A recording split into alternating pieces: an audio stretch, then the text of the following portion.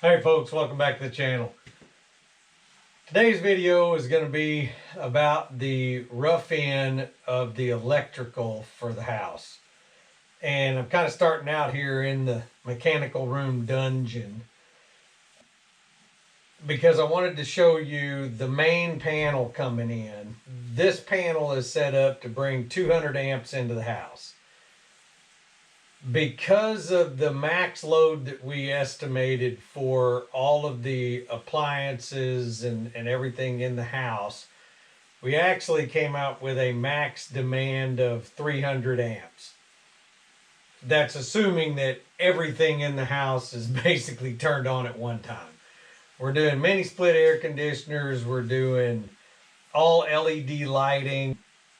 We're using a highly energy efficient water heater. We're doing electric appliances, but they're all, Energy Star rated. Everything is as energy efficient as we could get within reason.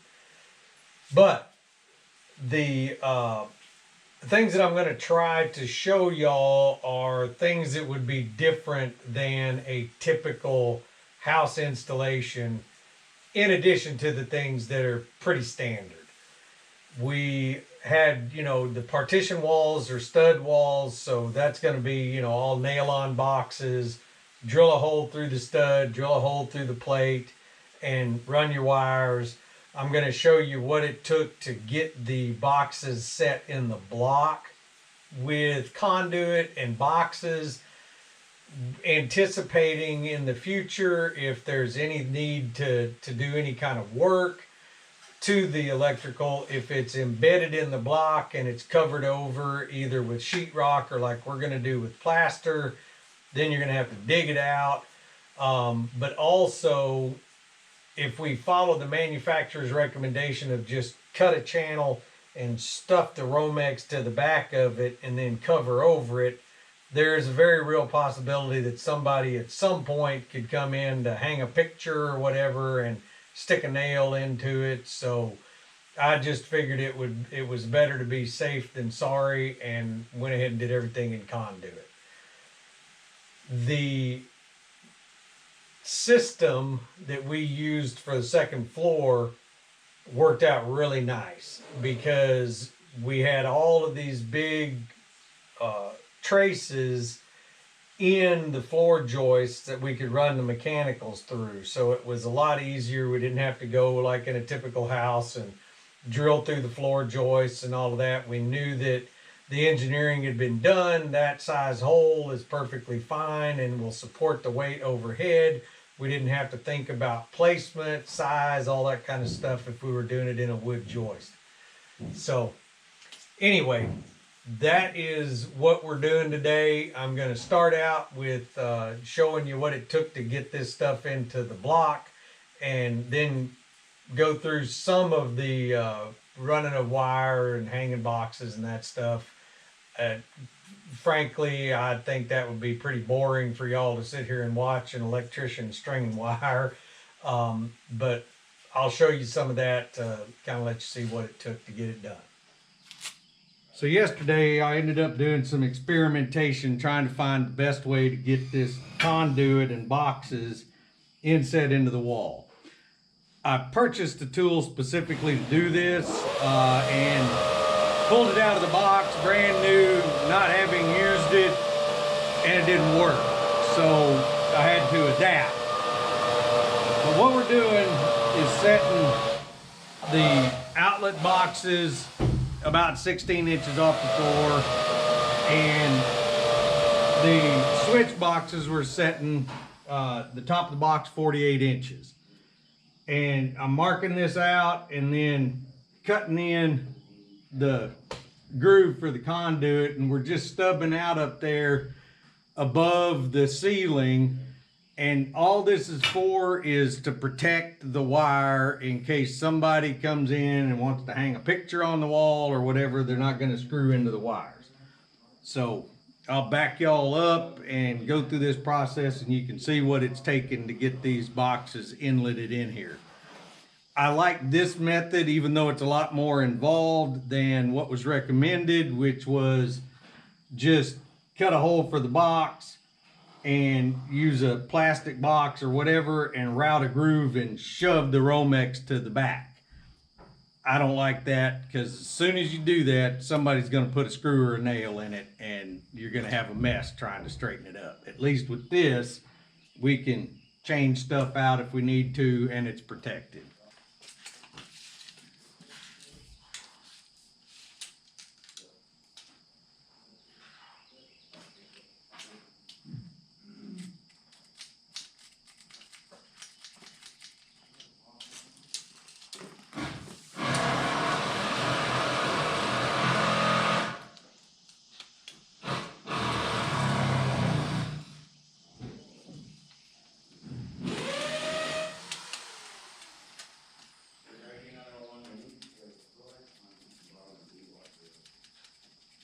And I'm setting this about 6 inches off of this rough framing for the door to allow for any trim or whatever. And plus, when you open the door, you come in, you know, you can't get to the switch easily here, whereas over here you can.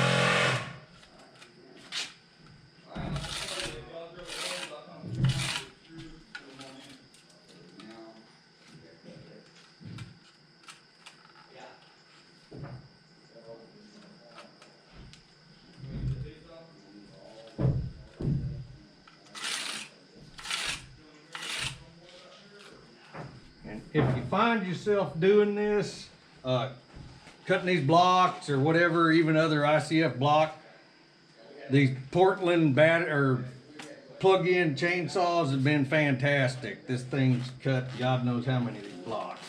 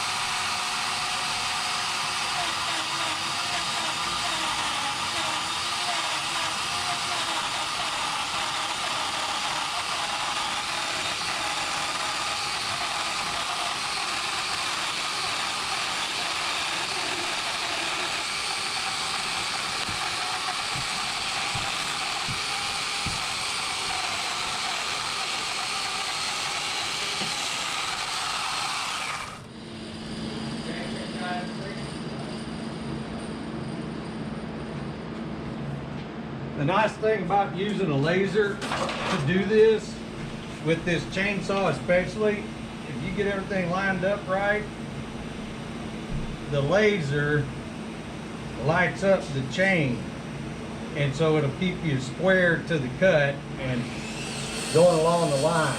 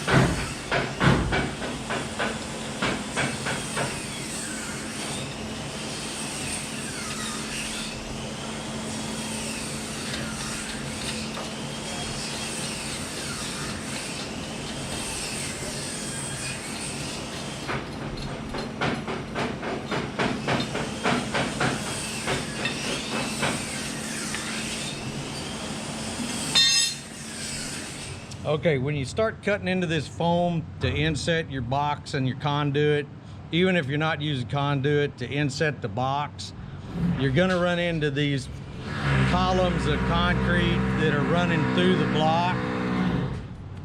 And I've found that the easiest way to get that cleared out is using an air chisel. You could do it with a hammer and chisel, but man, you'll be here all day. So I'm gonna fire up the air compressor and get the air chisel over here and show y'all how that works.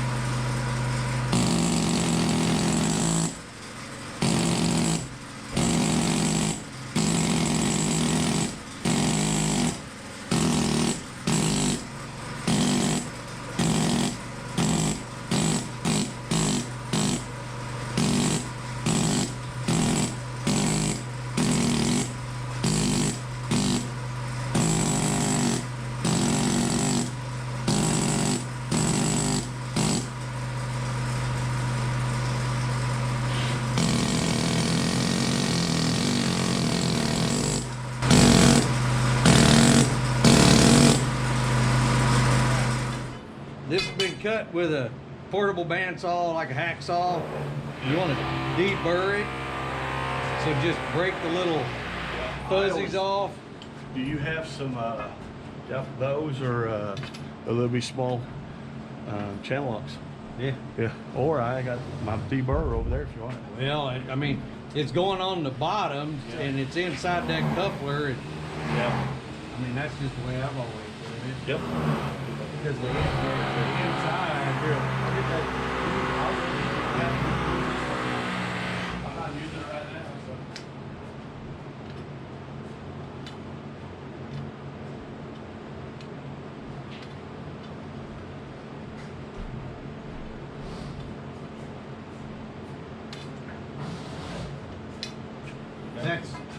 tool that I have them so from. Yeah. old.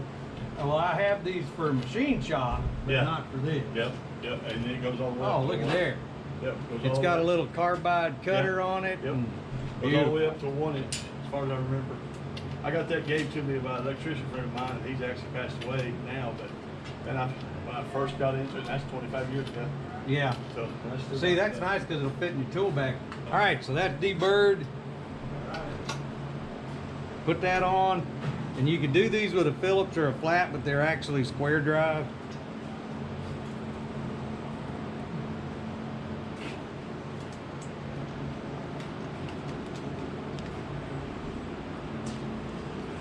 And that locks that together.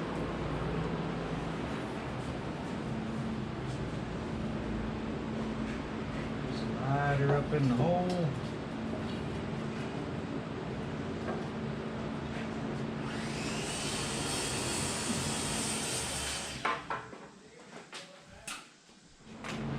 Alright, now that this thing's fixed in the hole, I need to drill and put a couple of Tapcons in it to hold the box in the wall.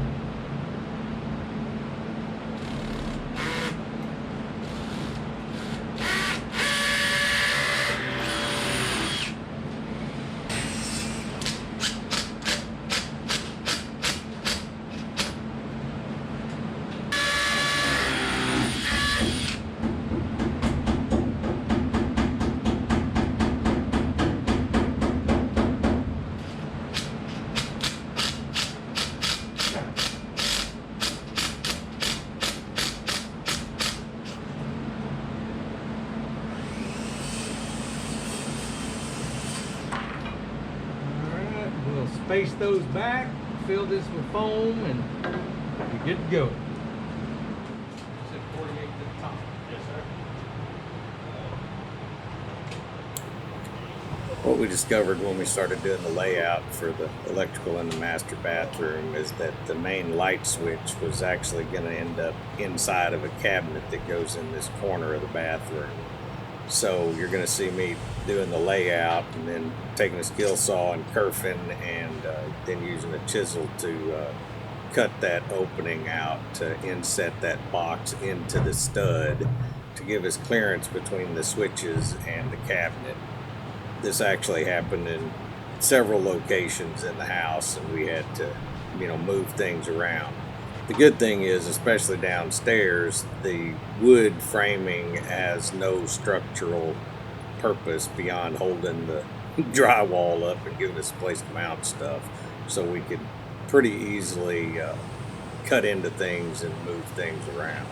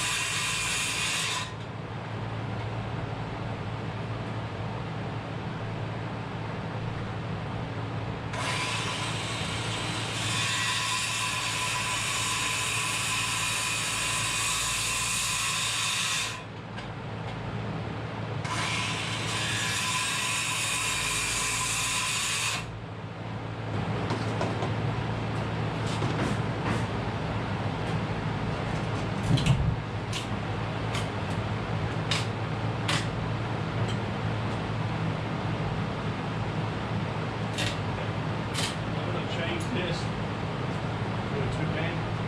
So you gotta have a light switch for that. That light and this light. I figured they'd just all be on the same. It's up to you. If you're gonna put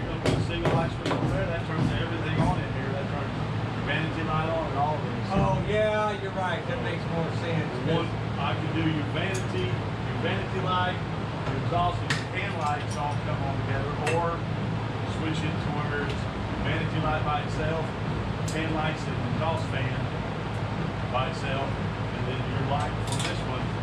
So one, that switch double, will turn this light on and that light. Yeah. Hot. Hotter anyway.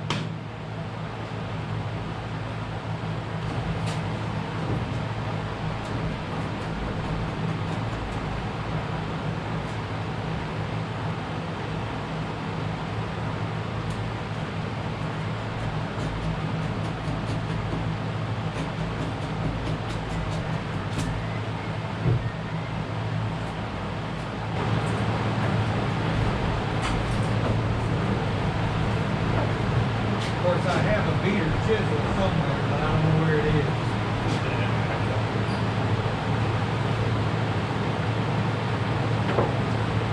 All right. We're gonna have to cut these off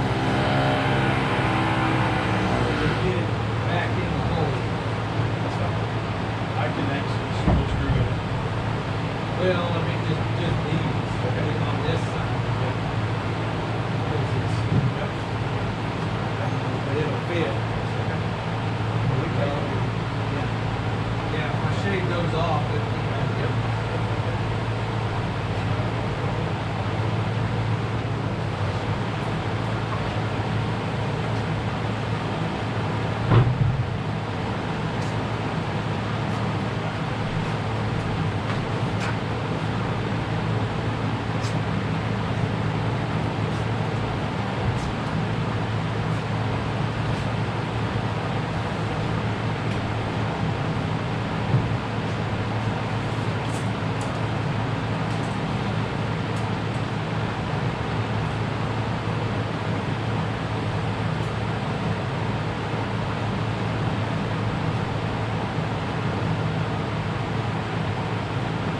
Alright, in theory that'll give us a ½ inch clear of that cap.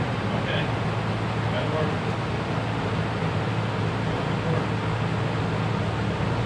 Until it doesn't. Yeah.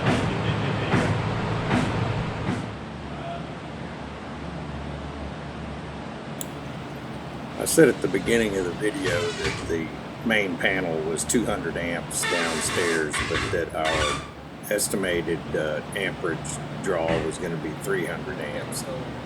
And what we've done to ensure that we had plenty of amperage to service everything in the house is we've split the panel inputs from downstairs or between downstairs and upstairs. So there's a 200 amp panel downstairs, but there is a 100 amp panel upstairs.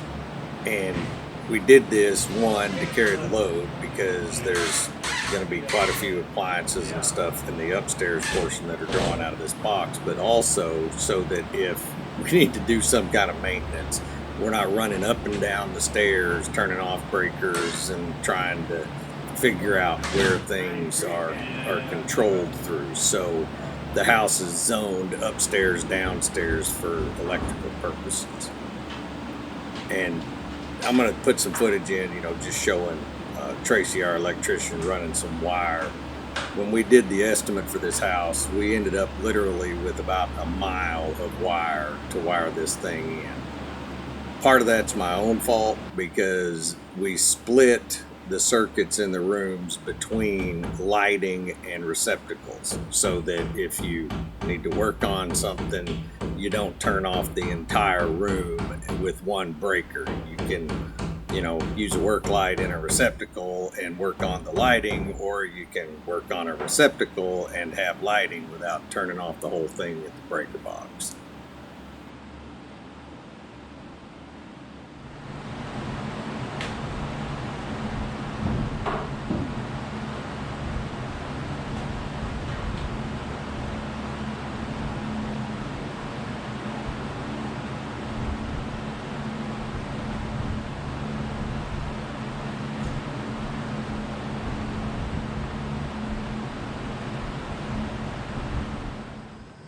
For the exterior of the house, we're doing surface mount on the boxes. We're running boxes and conduit. Because we're going to rock the outside, there's no reason to cut into the insulation. There's going to be, 3 inches to 4 inches of rock on the outside of this. So the plan here is we get these boxes solidly mounted to the wall, run the conduit up. We're basically just using the conduit to protect the wire, and if we need to change or fix anything in the future, we want to be able to get the wire out. And once we start the rock process, we'll rock around this, and I'm going to use box extensions to bring the face of this box out basically flush with the rock. We'll either lay it around the box if that's convenient, or I'll just take a diamond blade and cut to fit around the box, because when you put the cover plate over it, it'll cover up, a reasonable gap around it. So I'm going to show you all that process, and you can either use it or not. Like I said, the manufacturer's recommendation was just cut a groove, stuff the wire in the back, and stick the box in the wall. And I don't really want to do that because I want to protect the wire, and it makes it so that you can't do any kind of repair if you need to. Now out here, I'm setting these boxes at the top of the box at 25 inches instead of 19 like we did inside, because if I do that, then my anchors are going into concrete, because there's a 6-inch column of concrete horizontal at all of these seams. So let me get this marked, and we will start putting this thing on the wall.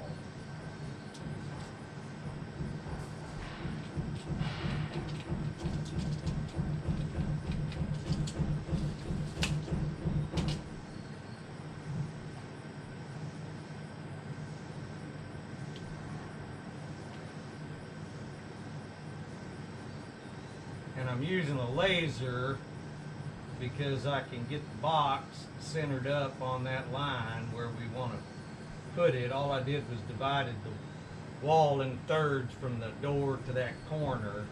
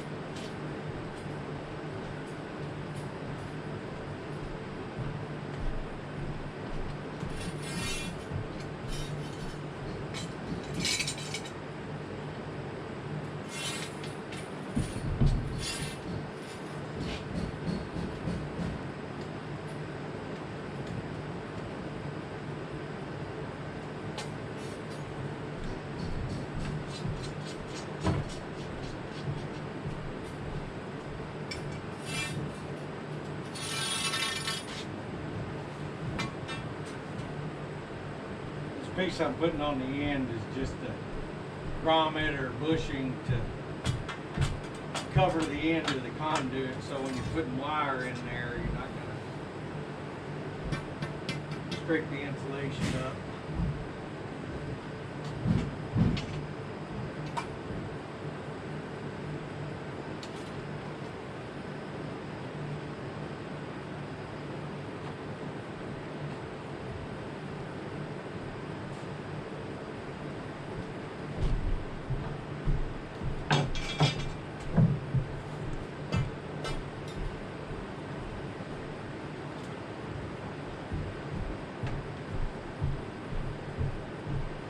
These Red Devil spade bits work fantastically well until you drop your drill and blunt the lead screw. Then it's a little difficult to get it started.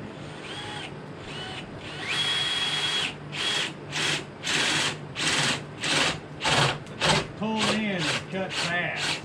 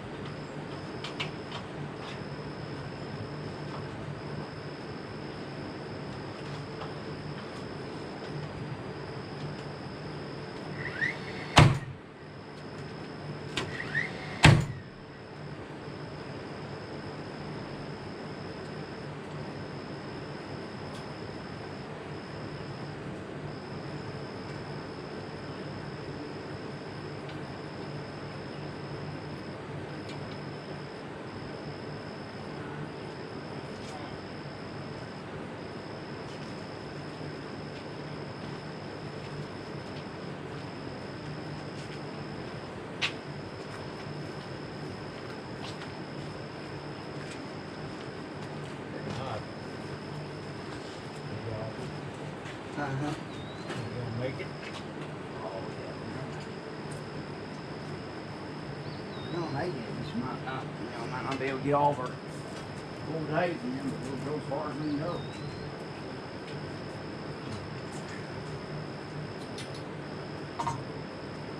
We start running metal.